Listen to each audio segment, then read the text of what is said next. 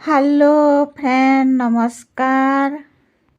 आजिर video रे आमे सुंदर सुंदर आइडिया मान देखबार के पाएमा।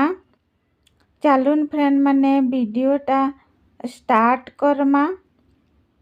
फास्ट नंबर आइडियाटा देखुन एटा दालचीनी आ गोलमरीच इटा मुई मसला कुटारे रखी करी इटा मुई ताहाके कुटी दउछे। तो एंता आमे कुटले पड़ी जाएसी छिटकी जाएसी तो आमे काଣା करमा गुटे पॉलिथिन टे नहीं जमा आउ होल कर दमा और एंता रबड़ गुटे बांधी दमा और तारपरे आमे मसला कुटमा हेले आमर मसलाटा पड़ेनी आपण माने प्याज लहसुन एंता कुटी पारबे। एंता प्याज लहसुन कुटी करी आमे तरकारी रे लगाले आमर तरकारीटा बहुत टेस्ट लागसी।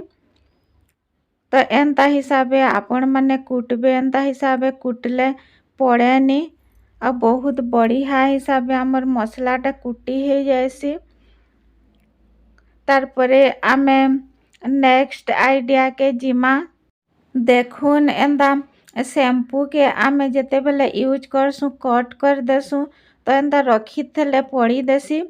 तो आमे काଣା करमा गुटे एंता क्लॉथ क्लिप टे नहीं जमा आउ यूज करी सारला परे आमे एंता रखी दमा अधा आमे रखी थिसु सबू के तो आमे शैम्पू लगौनी तो अधा रखी थिले एंता आमे रखी नहीं जानले बेकार हो जाएसी। तो एंता क्लॉथ क्लिप लगे देबे और रखी देबे तो एंता रखी देबार द्वारा आमर शैम्पूटा पड़ेनी और बहुत भल हिसाबे रही जाएसी।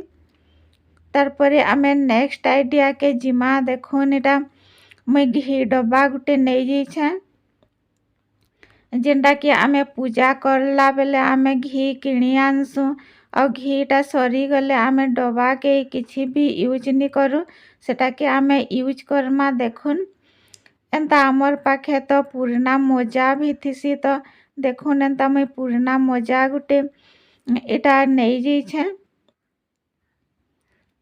और एंता पुराना मोजा आपणकर पाखे थिले एंता यूज करबे। और देखुन आमे घी डब्बारे एंता मोजा के लगे दमा। फ्रेंड माने मोर आइडियाटा आपण मानकु भल लागले लाइक एंड सब्सक्राइब कर देबे। एंता करी धीरे धीरे करी आमे मोजा के डब्बा थी एंता लगे दमा। देखुन फ्रेंड माने एंता तल साइड रे पूरा कवर नहीं करूँ तल साइड रे एंता छाड़ी दमा। एंता लगे सारला परे आमे ऊपर साइड रे देखुन सब के आमे एंता ढुके दमा। एटा बिना काटी करी आपण माने काटी करी भी एंता यूज करबे तो मैं एटा बिना काटी करी यूज करूछे। और देखुन फ्रेंड माने केते सुंदर आमर डब्बाटा डेकोरेट भलिया बनी करी रेडी हो गला। आपण माने चाहेले कलर करी भी यूज करी पारबे डब्बा के कलर करले कलर छाड़ी जीवार भी चांस थीसी। आउ एंता मोजा लगे देले आमे मोजा के बाहर करी करी आमे वाश भी करी पारमा इजिली। तो एंता हिसाबे मोजाटा आमे डब्बारे लगे देले बहुत बढ़िया हेसी। और देखुन थी आमे काଣା करमा एंता आमर जेतकी भी अच्छे किचन रो सामान आमे स्टैंड रे रखी थिसु बाकीटा जेन अधिका रही जाइथिसी एक्स्ट्रा तो सही जिनिस मन के आमे एंता डब्बारे आमे रखी दमा ऑर्गेनाइज करी। देखुन एंता ऑर्गेनाइज करी रखी दमा बेले आमर बहुत बढ़िया ऑर्गेनाइज हिसाबे रही जिबा। और देखुन फ्रेंड माने केते बढ़िया आमर डब्बारे सब किचन रो सामानटा रही गला।